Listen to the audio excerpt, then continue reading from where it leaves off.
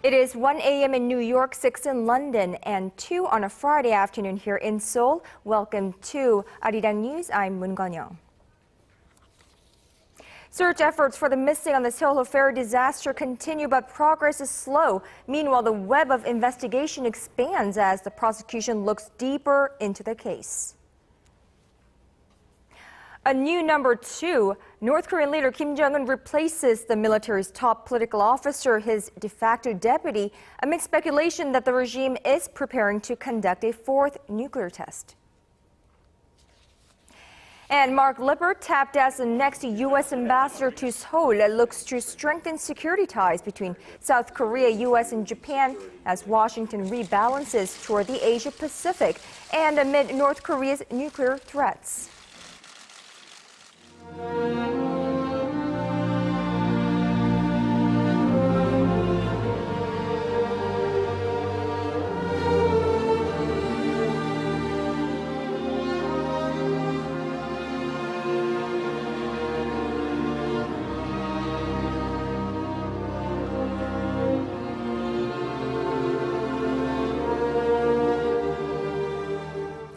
And again, we begin this Friday afternoon with the latest on the Seoul ferry disaster.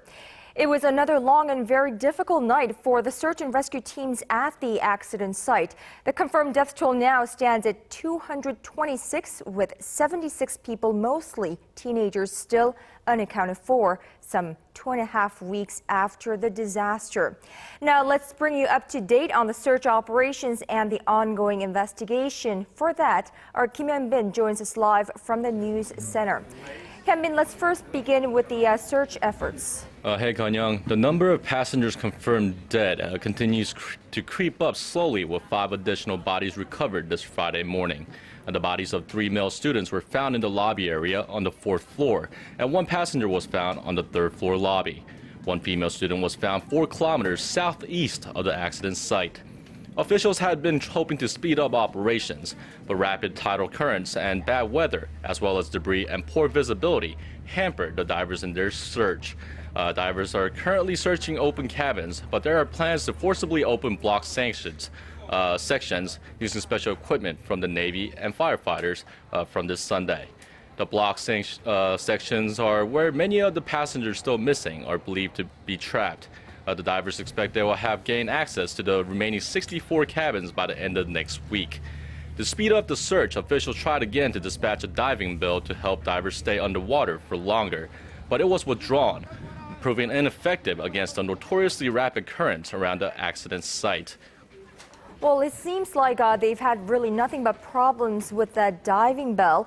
But let's move on to the ongoing investigation into this case. Now, we're hearing the prosecutors and police have requested arrest warrants against 2 officials from the ferry operator. That's right. Authorities issued arrest warrants today for 2 officials from Cheongjin Marine Company on charges of manslaughter. Investigators are looking into the possibility that overloading and illegal renovation of the vessel may have played a role in its capsize, and the 2 officials played a key role in these factors. Investigators think containers loaded on the ferry were only tied down with rope, which caused the cargo to slide when the ship lost balance. Hyun-bin, what about the probe into the owners of the ferry company and his closest associates? Well, more than 10 locations linked to Yu Byung-eun, the owner of Cheongjin Marine Company, have been raided. The homes of Byung-gi Chun and Hwang Ho-eun, who ran the company, were searched. Prosecutors are also continuing to pile the pressure on Yu's closest associates. Yu's son, Yu Hyuk-ki, and Hanguk Pharma chief Kim Hae-kyung have been summoned for questioning today. But the younger Yu did not meet the deadline as he is in the United States. The prosecution also requested arrest warrants for Song Guk-bin, chief of Dapara Company, which is also owned by Yu. Song is scheduled to appear for questioning in less than an hour. The prosecution suspects Song was deeply involved in the embezzlement of hundreds of thousands of dollars in irregular transactions involving the Yu family. This has been Kim Hyun-bin reporting from the news center. Meanwhile, President Park Geun-hye says she believes it is her duty to officially apologize for the ferry disaster. Meeting with religious leaders this Friday, the president said she will do all she can to ensure that the missing passengers are found. She also repeated her resolve to reform the national disaster response system. President Park's remarks come amid criticism of her apology this week during a cabinet meeting. While she said she was sorry for the government's insufficient emergency management, some believe she should have made her comments directly to the Korean people. Now, referring to how rumors about the disaster responses have hurt the families of the victims and caused social confusion, the president vowed to work to regain the trust of the Korean people. And also paying his condolences was Prime Minister Chung Eun-won and Finance Minister Hyun Woo-seok as well to the Sewol ferry disaster victims. And he called on all government ministries to work on correcting irregularities. Now, Hyun's comments came at a meeting on Friday with other policymakers where he also emphasized the need to do everything possible to support the victims and their families. Now, on a separate issue, Hyun pledged to help local companies advance into emerging markets through free trade deals. The government believes this will provide emerging economies with growth opportunities. Now, Koreans will take to the polls in just a little over a month from now for local elections. But the Sewol ferry disaster and tragedy looms over the campaigns, which are now just beginning to take shape. It's also having an effect on the president's approval ratings. Our Choi Yoo-sun explains. The Sewol ferry disaster has completely overshadowed the upcoming local elections. With only about a month to go before voting, election campaigning has all but halted as the entire nation is in a state of mourning. Both the ruling and the opposition parties are forced to keep their electioneering relatively low-key amid public criticism over the inability of political leaders to cope with such disasters. A latest survey shows poor government handling of the man-made disaster pushed President Park Geun-hye's popularity ratings to below 50% for the first time in a year. With lawmakers rushing to pass legislation related to maritime and vessel safety, the focus of the election has also shifted to public safety. In the past, it was the government and ruling party that suffered the most from a disaster, giving the opposition the upper hand. But this time around, public mistrust spreads from the government through both ends of the political aisle. Some political observers say voters may turn their back on the elections as they feel despondent and helpless from the accident. The low-key campaigning and low voter turnout may work against the ruling party as that increases the chances of incumbent candidates retaining their posts. Currently, the opposition holds both mayoral posts in the politically significant capital Seoul and nearby Incheon. Other pundits say if the ruling party puts forth a cabinet reshuffle card before the June 4th elections, it still has a good chance of influencing voter sentiment. Choi Yoo-sun, ARIRANG News.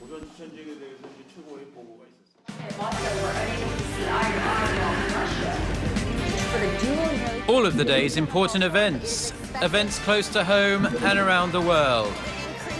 Join Moon Gon-young live from Seoul. Mobile shopping market for the dual use of the Korean name East Sea and Japanese name Sea of Japan in school textbooks in the state of Virginia.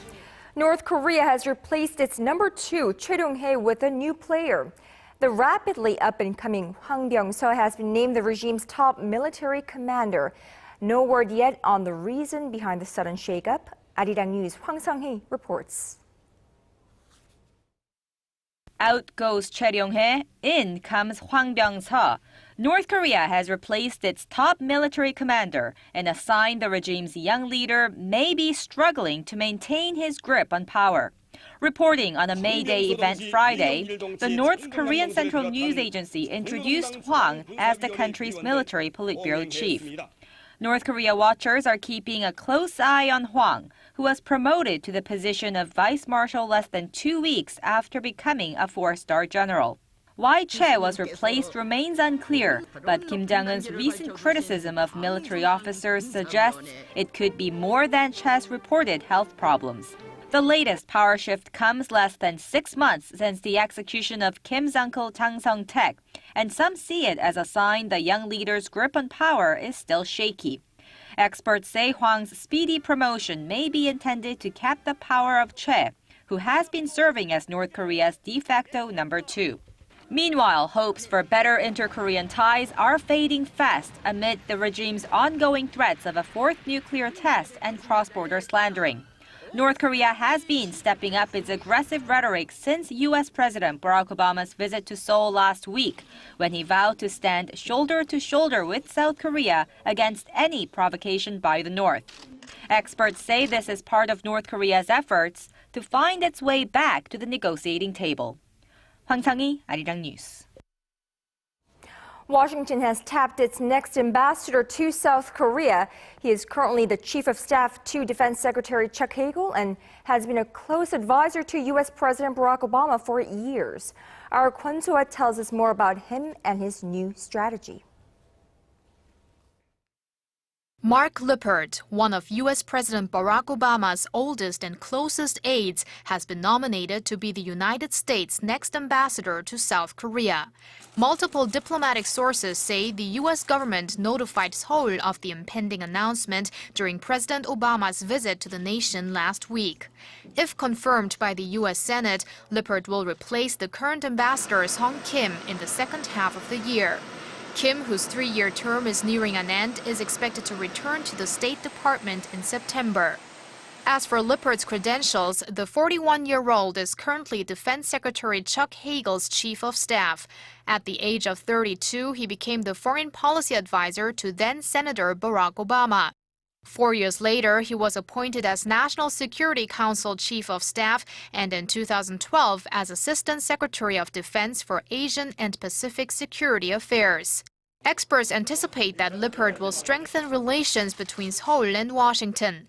Former Assistant Secretary of State for East Asian and Pacific Affairs Kurt Campbell was quoted as saying that South Korea would be lucky to have Lippert, who is close to the president, as U.S. ambassador. Lippert is expected to focus on bolstering trilateral cooperation between the U.S., Korea, and Japan, particularly when it comes to countering North Korean threats. According to Pentagon officials, Lippert believes that security cooperation and historical disputes should be approached separately. This could be a concern to Korea due to sensitivity over Tokyo's interpretation of history and territorial claims. Nevertheless, South Korea's embassy welcomes Lippert's nomination as he has a good reputation among diplomats in the country. Kwon So-ah, ARIRANG News. The United Nations is once again calling on North Korea to immediately halt its systematic human rights abuses. Meeting for the Universal Periodic Review of North Korea's human rights records at the Human Rights Council in Geneva Thursday, UN diplomats urged Pyongyang to end its systematic and widespread human rights violations, ranging from extrajudicial killings, torture, and child labor. They paid special attention to the North's notorious political prison camp system, where some 120,000 people are thought to be detained. The North Korean representative defended their existence and claimed the regime has improved the country's legal frameworks by enacting laws to protect the underprivileged. Now over to Ukraine and crisis there. Now pro-Russian forces has yet again taken over a government building in the eastern city of Donetsk. And in light of this intensifying unrest, Ukraine's acting president has reinstated mandatory military service. Here's Kim Min-ji with more. What began as peaceful May Day celebrations quickly turned violent in Ukraine's eastern city of Donetsk as riot police clashed with pro-Russian activists who seized the prosecutor's office. Thousands of pro-Russian residents were on the streets on Thursday to join in a May Day parade. Protesters accused those inside the office of working for the Western-backed government in Kiev and threw rocks and firecrackers at riot police as they stormed the compound. Riot police responded by firing tear gas and stun grenades, but were forced to flee or were stripped of their riot gear. The building of the prosecutor's office is under our control. Under our control. Under the people's control. Pro-Russian activists now occupy a number of key government buildings in the east. The residents have declared it the People's Republic of Donetsk and called for a referendum on May 11th, despite a presidential election in Ukraine scheduled 2 weeks later. Ukraine's acting president on Thursday reinstated conscription amid the escalating unrest. Alexander Turchinov admitted a day earlier that his government had lost control of the east of the country. His announcement came hours after Russian President Vladimir Putin called on Ukraine to withdraw its troops in the eastern and southern regions. Meanwhile, on Wednesday, the IMF said it will provide $17 billion in aid for Ukraine over a period of 2 years. The IMF deal calls for the interim government in Kiev to enact major reforms to its energy and financial sectors, which includes raising taxes and the price of gas by more than 50%. Kim Min-ji, ARIRANG News. Well, Korea's economic indicators have so far been very positive in other sectors, but in the tourism sector, the balance was in the red for the 22nd straight month in March.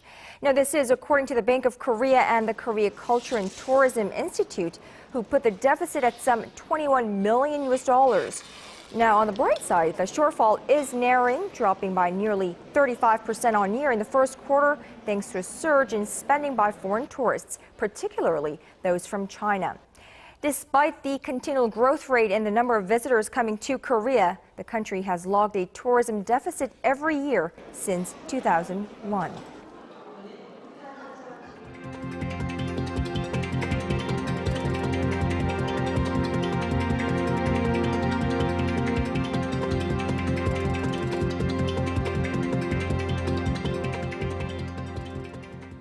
Now, as a long weekend kicked yesterday, so too did the Jeonju International Film Festival, which is the long-standing home of independent Korean cinema, which is going into its 15th edition this year.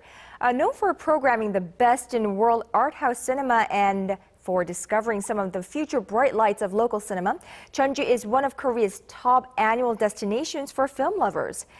As with many cultural events following the Seoul ferry disaster, however, this year's festivities have been scaled down to pay respects to the victims of the ferry capsize.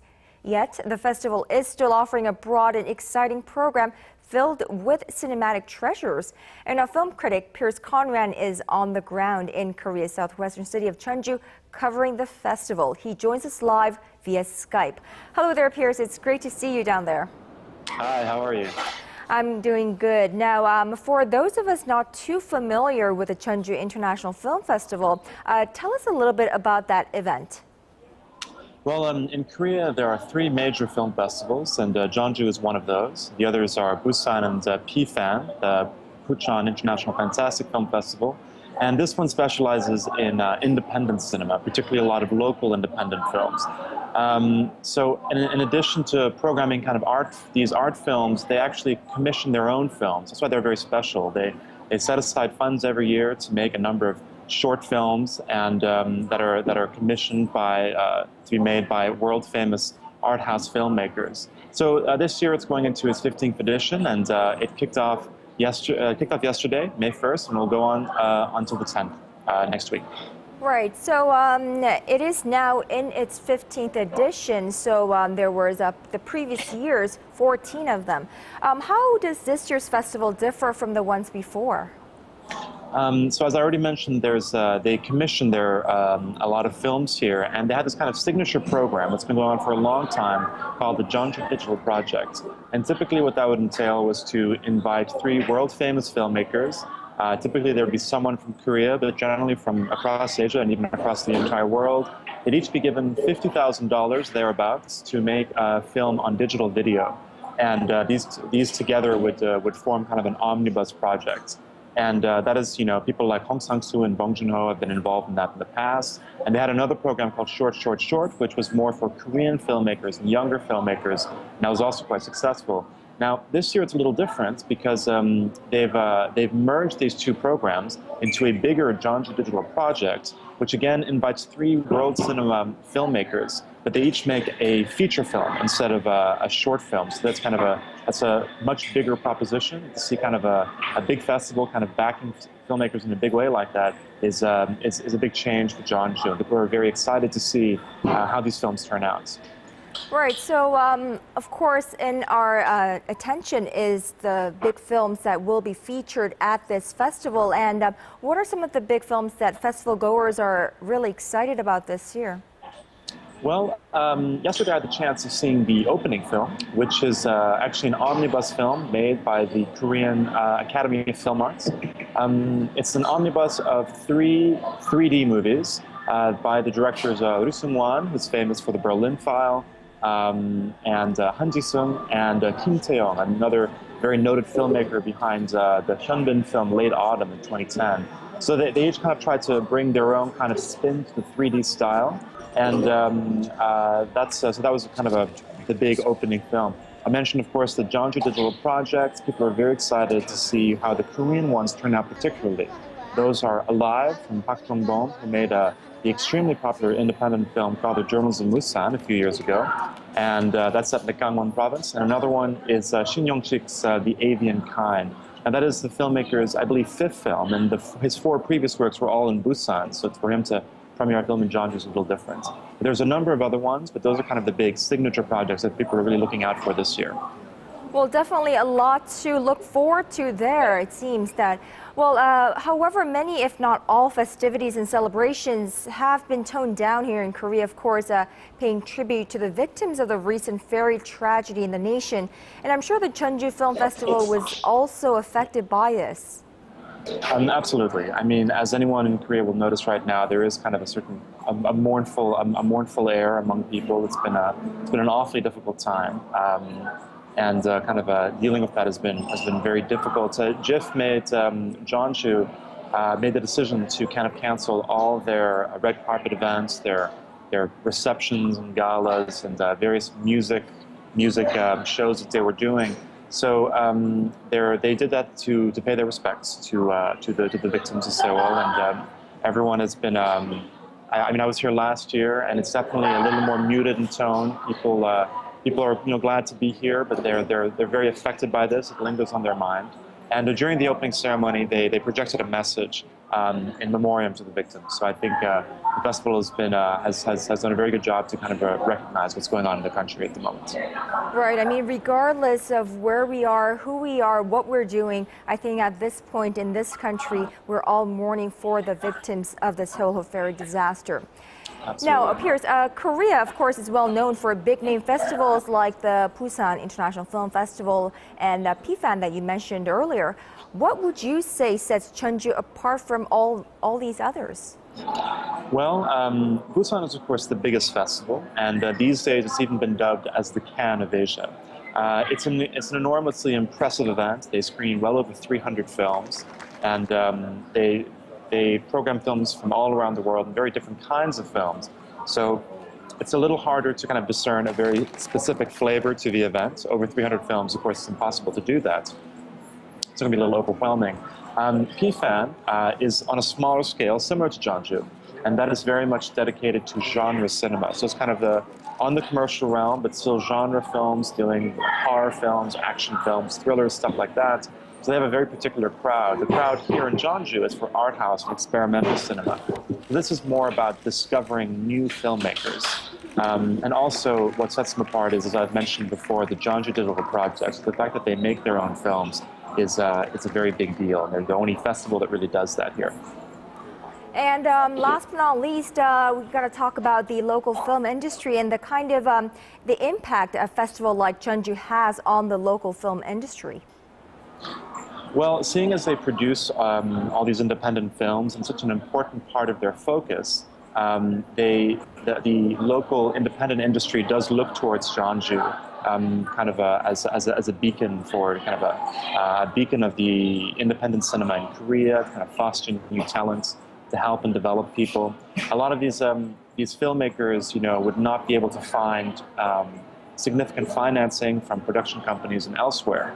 So to be able to kind of make their experimental films with, not insignificant amounts of cash, and with the support and creative freedom of the Jeonju International Film Festival, people are very glad that this exists. There's also, at the same time, the Jeonju Project Market takes place here, where many filmmakers can introduce new ideas in the development stage and kind of submit those, and there's the various prizes. And so again, a lot of those films, a few years from now, they'll be made and they will be screening around the world at festivals. And it's all about discovering the future bright lights of the industry. All right, Piers, I hope you enjoy the rest of the festival there, and we will see you back here in the studio next week. That was our Piers Conran live from the Jeonju International Film Festival.